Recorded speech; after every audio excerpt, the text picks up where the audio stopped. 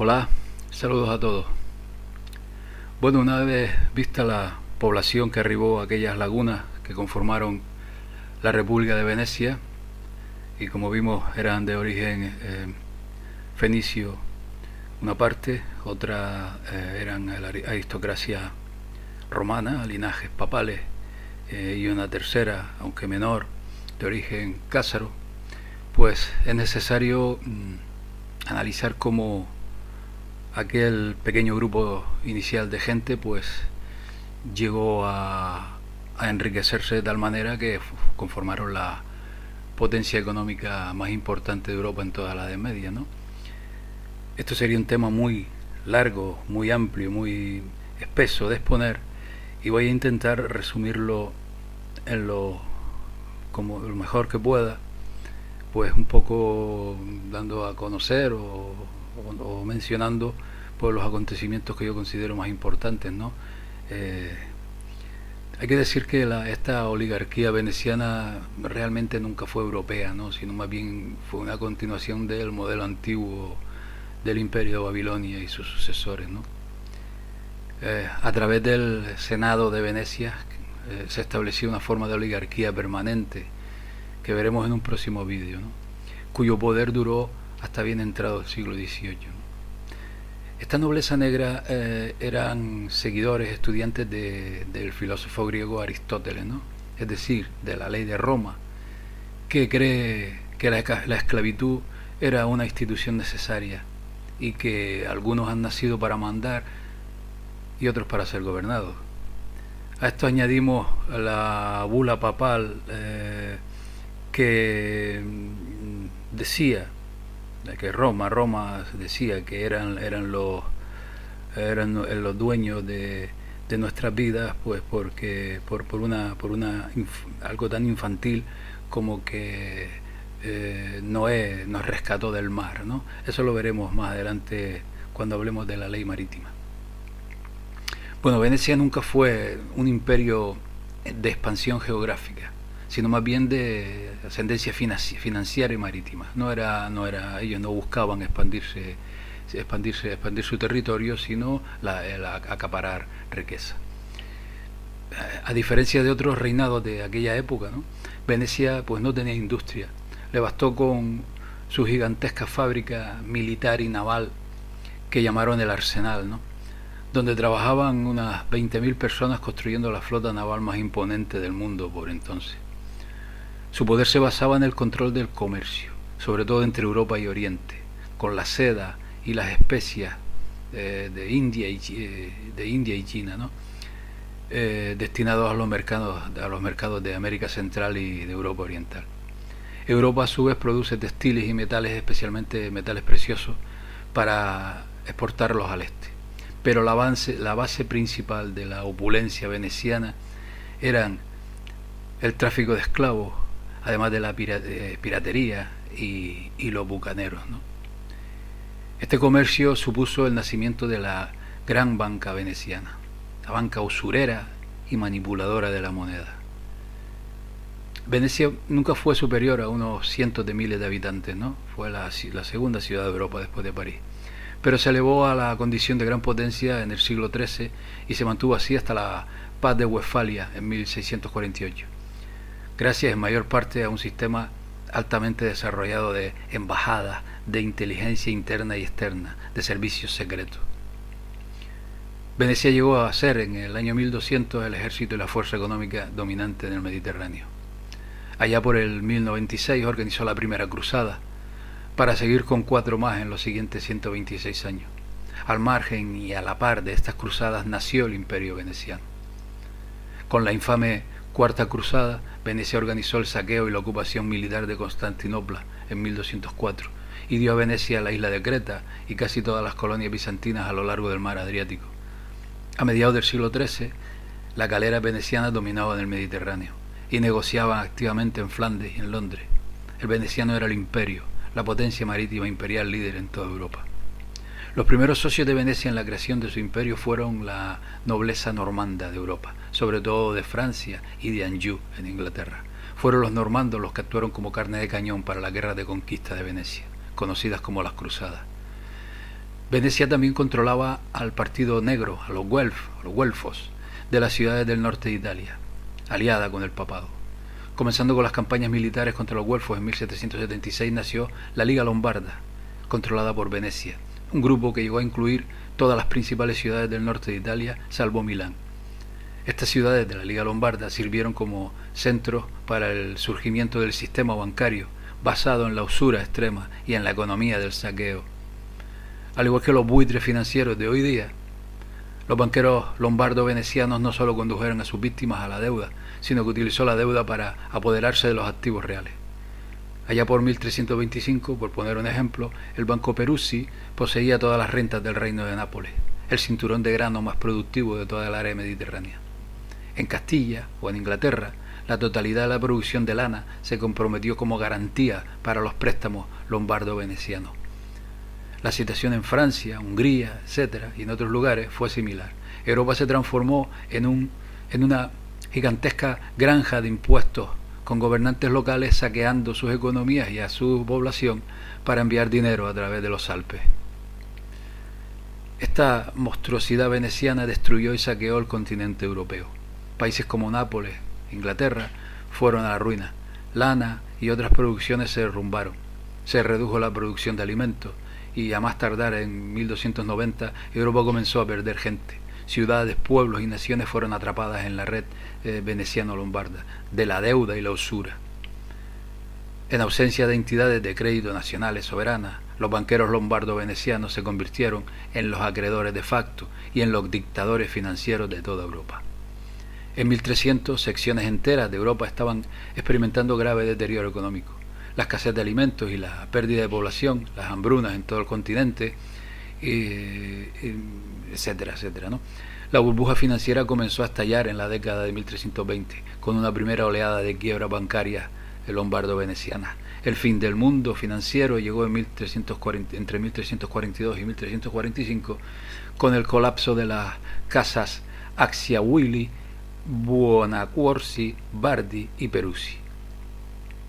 Por otra parte, la peste bubónica, la peste negra, de la cual se culpó a Venecia, y además estuvo rodeada de luces en el cielo y de extraños personajes con guadaña, se extendió por toda Europa desde 1347 a 1351, matando en torno al 30% de la población y en muchas áreas mucho más del 50%.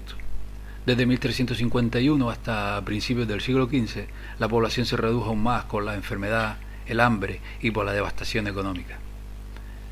El horror que asoló Europa entre 1320 y 1420 destruyó el tejido social, así como los axiomas políticos y filosóficos del mundo medieval.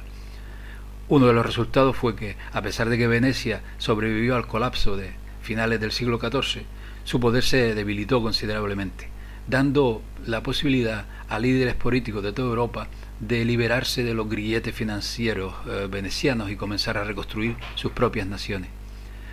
A principios de la década de 1400, los banqueros lombardos venecianos restantes estaban siendo expulsados de un país tras otro. De Aragón en 1401, de Inglaterra en 1403, de Flandes en 1409 y de Francia en 1410. El imperio financiero ultramontano veneciano, desmenuzado como naciones, comenzó a ejercer la soberanía sobre sus propios asuntos, ¿no? La mayor figura de este periodo fue un hombre de la iglesia alemana llamado Nicolás de Cusa. En sus escritos, Cusa refutó la metodología científica medieval de Aristóteles, volviendo a su origen en la ciencia platónica, ¿no? Cusa estableció el principio de una Commonwealth, un Estado-nación basado en el principio del bien común, y presentó las bases para una paz entre naciones. Cusa organizó en 1439 un gran consejo en Florencia, que reunió a líderes de toda Europa y sentó las bases de una nueva civilización, construida sobre los principios de la razón humana, del bien común y de la soberanía nacional. En 1461, por ejemplo, Luis XI ascendió al trono de Francia y procedió a establecer el primer Estado nacional soberano moderno, basado en esta idea de Commonwealth. Aliada de Cusa con los Medici en Florencia, Luis XI procedió a construir puertos, carreteras, escuelas, imprentas, la industria, infraestructuras. Se prestó apoyo a las ciudades, creó una moneda nacional y se rompió el poder de los varones feudales, de las baronías, ¿no? El ejemplo de Luis XI fue contagioso y en 1485 Enrique Tudor invadió Inglaterra, derrocó al último de los reyes ¿no? Ricardo III, y estableció el gobierno de los Tudor. Como rey, Enrique VII adoptó los mismos métodos de desarrollo económico nacional y soberano, ¿no?, que Luis XI había perseguido en Francia. Estas iniciativas de soberanía y construcción de la nación no se limitaban a Francia e Inglaterra, afectó a la península ibérica, Flandes y a otros lugares. Por otra parte, con el éxito del viaje transatlántico de Colón en 1492, la oportunidad de aniquilar al viejo orden oligárquico feudal se estaba desarrollando. Como Erasmo declaró a Tomás Moro en una carta de 1499, la humanidad parecía estar lista para los albores de una nueva era. Pero Venecia reacciona. El establecimiento de los estados nacionales soberanos en Francia e Inglaterra, junto con la influencia que irradiaba la revolución de Cusa en la ciencia, amenazaban la propia existencia del sistema veneciano de la usura y la esclavitud. Y los venecianos se defendieron.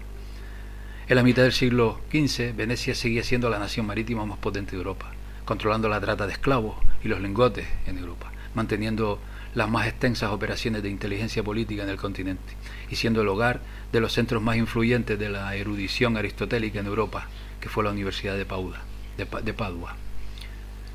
En esencia, el partido que nombramos antes, el partido negro, los Guelfos del siglo XIV, renació como la Santa Alianza, ¿no?, un eje Venecia-Habsburgo-Vaticano, con Venecia en el control directo de la curia papal. Venecia también controlaba las políticas de España a través de su Fugger y aliados genoveses, que como los acreedores del gobierno español escurren todo el botín de tráfico masivo de España en oro, plata y esclavos, manipulando todos los aspectos de la política española, llevando a la corona española a tiempos de quiebra en varias ocasiones. Al mismo tiempo, Venecia puso en marcha un contraataque contra la revolución en la ciencia iniciada por Nicolás de Cusa, por ejemplo, y de sus seguidores. Este esfuerzo culminó entre 1545 y 1563 con el Concilio de Trento, que trató de volver a imponer la rigidez aristotélica, especialmente por decreto papal. El autor intelectual de esta llamada contrarreforma católica fue el veneciano cardenal Gasparo Contarini, que por otra parte cabe mencionar, como veremos en un futuro vídeo, que fue uno de los principales impulsores de la orden de los jesuitas, este tal Gasparo Contarini. En el corazón de esta contraofensiva de Venecia estaba el uso del terror brutal. Con el inicio de la Inquisición española en 1478, bajo la dirección de Torquemada, Europa estaba empapada en sangre, lo que desencadenó las guerras de religión que no terminaron hasta 1648. Las olas de asesinatos en masa, la persecución y las pasiones inflamadas envolvieron Europa. En última instancia, esta estrategia veneciana no funcionó. A principios del siglo XVI, la crisis geopolítica de Venecia era una realidad ineludible. La guerra de la Liga de Cambrai, entre 1509 y 1513, cuando entraron las tropas extranjeras en la laguna de Venecia, había puesto de manifiesto la vulnerabilidad de la defensa militar de Venecia. Además, a mediados del siglo, Venecia fue amenazada con la pérdida no solo de sus colonias, sino de su acceso al comercio con el este, a manos de los turcos otomanos. Económicamente, Venecia comenzó su hemorragia. Entre 1560 y 1600, el tamaño de la marina mercante de Venecia se redujo a la mitad. En 1560, una crisis bancaria la golpeó y duró hasta la década de 1580. Este fue un colapso total, de tal manera que por 1584 la banca privada en Venecia se había cerrado. Al mismo tiempo, la explosión de los viajes transoceánicos había creado una nueva realidad estratégica. En números pequeños pero significativos, los europeos comenzaron a emigrar, sobre todo para el hemisferio occidental, con la esperanza de escapar de la matriz oligárquica del viejo mundo. Venecia no estaba en condiciones para afrontar este reto del nuevo mundo, para llevar a cabo la tarea de imponer un imperio marítimo mundial, ¿no? A la vista del fin de aquel imperio financiero, muchas de aquellas riquísimas familias se trasladaron a Países Bajos y después a Alemania y Gran Bretaña, comenzando entonces a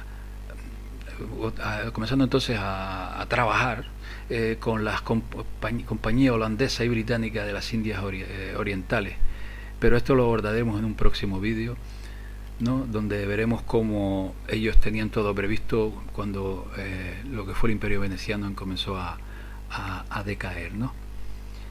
Bien, esto es he intentado hacer la mejor síntesis posible de lo que fueron varios siglos de poder, ¿no? Porque hay muchísimo más, pero esencialmente quería un poco exponer cómo se enriquecieron estas familias con el comercio naval y marítimo, con los esclavos, con los bucaneros y con todo lo que podían, y cómo formaron pues la potentísima banca veneciana que les otorgó absoluto poder y absoluta capacidad para controlar toda la economía, todo el devenir de Europa durante más de 400 años, ¿no? Esto es necesario exponerlo para comprender el siguiente vídeo que subiré en breves días. Pues esto es todo por ahora, amigos. Un saludo y hasta la próxima. Hasta pronto.